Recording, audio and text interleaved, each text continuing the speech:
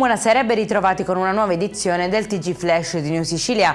In apertura tragedia in Germania, dove una giovane mamma originaria di Palma di Montechiaro nell'Agrigentino è morta insieme ai figli di 3 e 6 anni dopo essere stata travolta da un SUV mentre stavano camminando sul marciapiede. La donna stava accompagnando i bimbi a una partita di calcetto quando l'auto li ha presi in pieno. Le indagini sono in corso. Incendio in un'abitazione di Solarino, nel Siracusano. La famiglia residente è riuscita a mettersi in salvo grazie al miagolio del proprio gatto, che li ha svegliati in tempo. Purtroppo l'animale non è riuscito a salvarsi, è stata aperta invece un'inchiesta per accertare l'origine del rogo. Chiuso uno storico bar catanese in Vietnè, è denunciato il titolare 54enne per violazioni nel settore igienico-sanitario. I NAS infatti a seguito di ispezione hanno trovato scenari raccapriccianti quali escrementi di topi, blatte tra i cibi, locali con tracce di unto e sporco pregresso.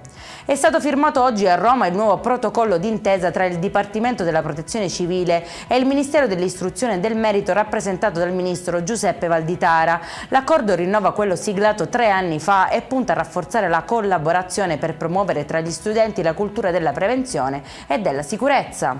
E in chiusura il meteo, domani torna a splendere il sole in Sicilia. Catania sarà la provincia più calda con massime fino a 26 gradi. Per questa edizione è tutto, prossimo appuntamento domani alle 13:30. Buona serata.